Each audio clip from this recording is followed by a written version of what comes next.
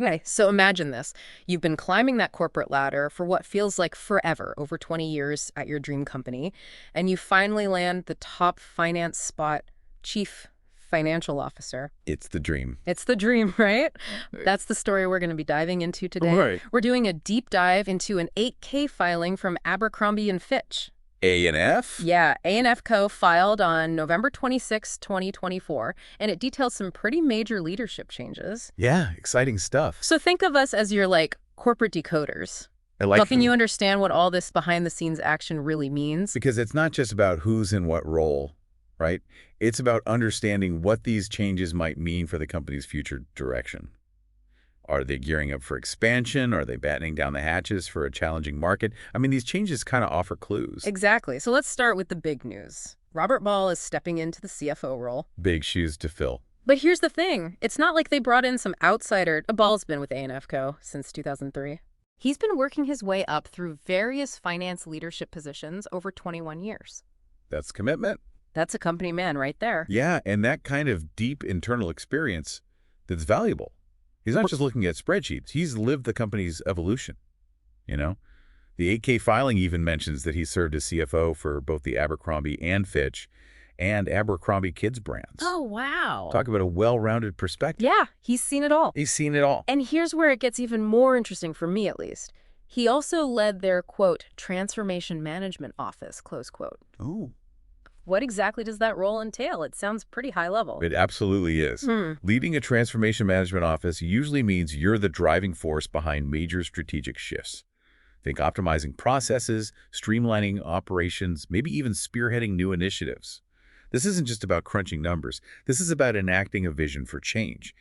Given A&F's journey in recent years, this experience could be really vital. So it's safe to say that Ball's more than just a numbers guy. He's a strategist with a proven track record of leading change within the company. Absolutely. But what about the outgoing CFO, Scott Lipesky? The filing says he's transitioning to the chief operating officer role. Interesting. Now, this is a move we see a lot in companies, and it's worth unpacking.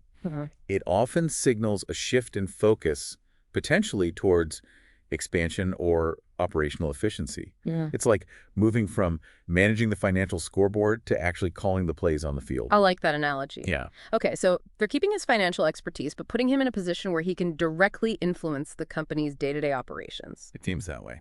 The 8K even highlights his focus on things like global operations, growth strategies, and, quote, financial discipline, close quote. Sounds like A&F Co is positioning itself for some major moves. I'd agree. This could suggest a desire to streamline operations, maybe expand into new markets, or even explore acquisitions. Lipesky's success as CFO probably gave them the confidence to hand him the operational reins. But it will be interesting to see how his leadership style, which we've only seen through a financial lens, translates into operational decision-making. That's a great point. It does raise some questions. I mean, what are some potential downsides of a CFO transitioning to COO? Have you seen that happen before? Oh, definitely. Yeah. Sometimes the very strengths that make a CFO successful, that meticulous attention to detail, a focus on cost control, can actually become hurdles in an operational role, which often requires more agility and more risk-taking. Yeah. Not every CFO can make that leap successfully. Interesting. We've seen cases where that laser focus on numbers led to friction, with teams that prioritize things like innovation or customer experience. Yeah. It's all about balance. So for someone who might be considering investing in A&F Co, this transition becomes a key factor to watch. Will Lipesky's expertise translate smoothly, or will there be a period of adjustment? It adds a whole new layer of complexity to their financial future, wouldn't you say? Absolutely. It's a reminder that even in these seemingly positive corporate moves, there are inherent risks and potential challenges. Now let's talk about the elephant in the room compensation. The 8K filing details Ball's new pay package, and as you'd expect with a promotion like this comes a pretty substantial increase. Of course, and it's not just the base salary, which will be $500,000. Yeah. The real story is in the incentive structure. It's designed to reward performance, which is standard practice for executive positions. Right. The filing highlights that his target incentive opportunity under their short-term cash incentive plan is 60% of his annual base salary. Okay. But with a maximum incentive opportunity of 120%. So potentially he could more than double his base salary if he hits all the right marks. Now that's where it gets interesting. A lot of people hear about these big executive bonuses, but they don't always understand how they work. These short-term incentive plans are typically tied to very specific performance metrics, things like revenue growth, profitability, or even strategic goals. So it's not just about working hard, it's about achieving measurable results that benefit the company. That makes sense. But how transparent are companies about these metrics? I mean, as an investor, would I be able to see exactly what Ball needs to accomplish to earn that maximum bonus? That's where it gets a little murky. Some companies are very open about their incentive structures, Yeah. outlining the specific targets and weightings in their proxy statements. Mm. Others are more opaque. It can vary widely, and that lack of transparency is often a source of contention for shareholders who want to understand how executives are being incentivized. Right. It's almost like a game trying to decipher the company's true goals based on how they structure these incentive plans. It can feel that way. But let's not forget the other side of the coin. What happens if things don't work out? Well, the 8K filing also details Ball's severance package, and let's just say it's pretty comprehensive. Severance agreements are a standard part of executive contracts, and they're designed to provide a financial cushion if the executive's employment is terminated without cause. Think of it as a safety net, ensuring that even if there's a change in leadership or strategic direction, the departing executive is protected. Right. In this case, the filing states that if Ball's employment is terminated without cause, he'll receive 18 months of his base salary paid out in biweekly installments. That's a significant amount of money. Plus, there's a prorated bonus continued coverage under COBRA, and all his outstanding equity awards would vest according to their agreements. No. It seems like A&F Co is really looking out for him. They are, and this level of detail in this severance agreement isn't unusual. It's about providing clarity and minimizing potential disputes down the line. And of course, we can't overlook the non-compete clause. This means Ball can't just jump ship to a competitor if things don't work out. A&F Co is clearly protecting their investment in him. Exactly. Non-compete clauses are very common in executive contracts, especially in industries where knowledge and relationships are key assets. Hmm. They're meant to safeguard the company's competitive edge. So we've got Ball stepping into the CFO role, Lipesky taking on the COO position, and both of them with very detailed compensation packages. But there's another layer to this story, and it involves some pretty interesting changes to A&F Co's company bylaws. These changes might seem like a minor detail, but they could have significant implications for the company's relationship with its shareholders. We're talking about the rules that govern how the company operates, how decisions are made, and how shareholders can voice their opinions. And some of these changes are raising eyebrows. They've added more requirements for shareholder proposals and nominations, potentially making it harder for shareholders to directly influence the company's direction. This move is particularly noteworthy in the current landscape of corporate governance. We've seen a rise in shareholder activism in recent years, with investors becoming much more vocal about environmental, social, and governance issues. So could these bylaw changes be a way for A&F Co to control the narrative and potentially deflect some of that activism? It's certainly a possibility. But before we jump to conclusions, let's take a closer look at these changes and analyze their potential implications in Part 2 of our deep dive. Stay tuned because it's about to get even more interesting. Welcome back. As we head into Part 2, let's pick up where we left off those intriguing bylaw changes A&F Co just made.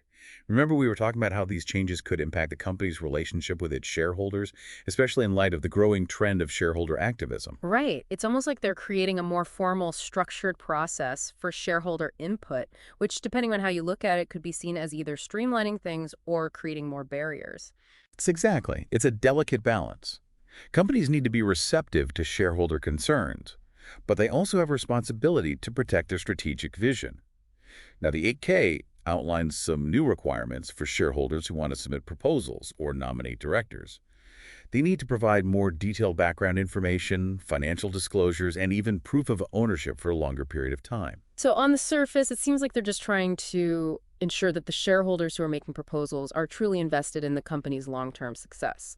But couldn't this also be seen as a way to discourage shareholders from speaking up? I mean, these requirements could be pretty daunting for someone who just wants to raise a concern. That's a valid point, and that's why it's crucial to analyze these changes within the context of the broader corporate governance landscape. Have there been any recent instances of shareholder activism at A&F Co? Are there any specific issues that shareholders have been particularly vocal about?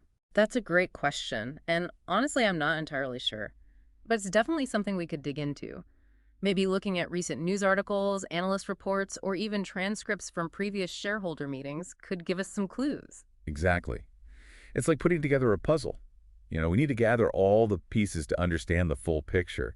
And sometimes the most revealing information isn't found in those formal filings, but in the spaces between. in the way the company communicates these changes and responds to shareholder feedback. Now, there's another detail in these bylaw changes that caught my attention. The whole thing with the colored proxy cards. The 8K states that any shareholder soliciting proxies has to use a colored proxy card except for the board of directors who get to use a white one. It feels very pointed, doesn't it? It's definitely a detail that stands out. On a practical level, it might be intended to simplify the voting process, visually separating the board's proposals from those put forth by shareholders. But it could also be perceived as a subtle way of reinforcing the hierarchy, visually distinguishing the board's proposals as the, quote, default, close quote, option. It's like those little psychological nudges you see in marketing, right? Where the way information is presented can influence your choices even if you're not consciously aware of it. Precisely. And when you're dealing with something as important as corporate governance, these seemingly small details can have a significant impact on how shareholders perceive their role and their ability to influence the company's direction. So if we connect this back to our listener who might be an A&F Co shareholder or a potential investor, what should they be paying attention to? What are the red flags and what are the signs that the company is genuinely trying to improve its corporate governance practices? That's a great question. I think transparency is key. Are they clearly communicating the rationale behind these changes? Are they providing shareholders with ample opportunity to ask questions and voice their concerns? And perhaps most importantly, are they demonstrating a willingness to adapt and evolve their governance practices in response to shareholder feedback? It sounds like it's not just about what they say, but also about how they act. Actions speak louder than words, especially in the corporate world.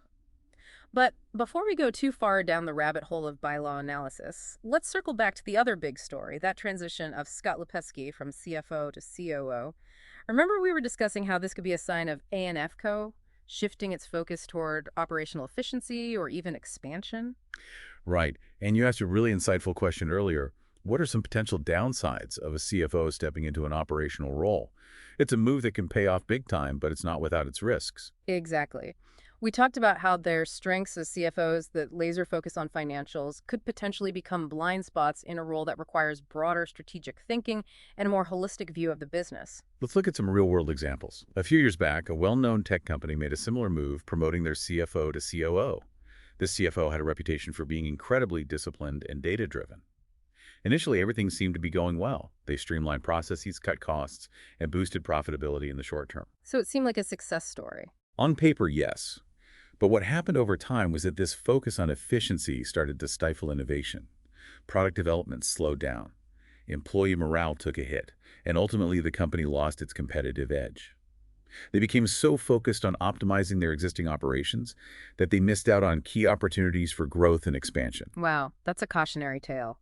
So it's not enough to just be good with numbers. You need to have a vision for the future and the ability to inspire and motivate teams to achieve that vision. Absolutely. And that's what makes this transition for Lipesky so fascinating to watch. We've seen his financial acumen, but can he translate that into operational leadership? Will he be able to strike that balance between discipline and innovation? Only time will tell. And for investors, this transition adds another layer of uncertainty to A&F Co's future. We'll be watching closely to see how Lipesky shapes the company's operational strategy and whether his leadership style will translate effectively into this new role. Now, we've covered a lot of ground in this deep dive. We've explored those key leadership changes, unpacked those bylaw modifications, and even analyzed real-world examples of similar corporate moves. But the story doesn't end here. In the final part of our deep dive, we'll bring it all together, analyzing what this all means for the future of A&F Co. and what key takeaways you, as our listener, can glean from this corporate shakeup. We'll also leave you with one final thought-provoking question to ponder something that wasn't explicitly addressed in this 8K filing, but could have significant implications for A&F Co's future. So stay with us as we wrap up our deep dive and explore the potential ripple effects of this Abercrombie & Fitch shakeup. Okay, so we've explored all those leadership changes at Abercrombie & Fitch. We dissected their recent bylaw updates and even dove into some cautionary tales from other companies. Yeah, we've covered a lot of ground. We have. Now it's time to kind of synthesize all of this information and try to figure out what it means for the future of A&F Co. I mean, are they on the cusp of a major transformation, or are these changes just like minor course corrections? Well, that's the million-dollar question, isn't it? Right. I mean, if we consider everything we've uncovered in this deep dive, it paints a somewhat complex picture.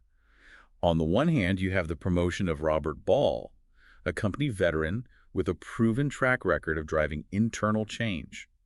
His experience leading that transformation management office suggests that he's comfortable with shaking things up and might even be eager to push A&F Co. in a bold new direction. Right. And then on the other hand, you've got Scott Lipesky transitioning from CFO to COO. This move could signal a focus on operational efficiency, maybe even a desire to streamline processes and maximize profitability. Yeah, and as we discussed, there are some inherent risks in that type of transition. Yeah. A CFO's strength can sometimes become weaknesses in an operational role if they're not balanced with a broader strategic perspective. Exactly. And let's not forget about those bylaw changes, which add another layer of intrigue to this whole story. Right. On the surface, they might seem like just procedural tweaks, Right. but they could have significant implications for the company's relationship with its shareholders. For sure. The added requirements for shareholder proposals and nominations, the subtle emphasis on the board's proposals with that whole white proxy card thing, it all kind of hints at a potential shift in power dynamics. Yeah. It's like they're trying to walk this tightrope between being responsive to shareholder concerns and maintaining a certain level of control over the company's direction. But, as we've seen in other cases, if that balance tips too far in one direction, it can lead to problems down the road. Absolutely. And this is where our deep dive becomes particularly relevant for you, the listener. Whether you're an A&F shareholder, a potential investor, or simply someone who's fascinated by the inner workings of the corporate world, this story offers some really valuable insights. It's a reminder that corporate actions are rarely isolated events. They're often interconnected, reflecting broader trends, internal power dynamics, and strategic shifts that could have a ripple effect across the entire organization. So what are the key takeaways you want our listeners to walk away with? Well, first and foremost, don't just read the headlines. Dig deeper. Look beyond the press releases and the carefully crafted corporate statements.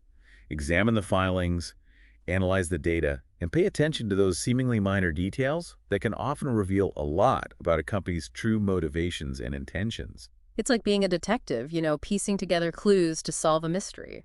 Exactly. And secondly, remember that corporate governance matters.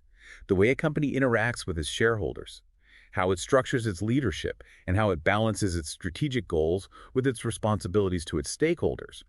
All of these factors can have a significant impact on its long-term success and sustainability. It's not just about the bottom line. It's about building trust, fostering transparency, and making sure that the company is operating in a way that benefits all of its stakeholders, not just a select few. Precisely. And finally, I think this deep dive highlights the importance of critical thinking. Don't just accept things at face value. Ask questions, challenge assumptions, and consider multiple perspectives. Because as we saw with that CFO to COO transition, what might seem like a positive move on the surface could have some hidden risks and potential downsides.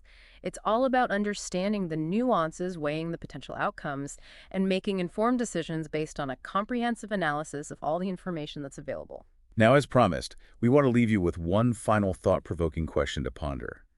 We focused a lot on A&F Co's internal changes, but what about the external forces that are shaping the retail landscape? Oh, that's interesting. Things like evolving consumer preferences, Mhm. technological advancements, the rise of e-commerce.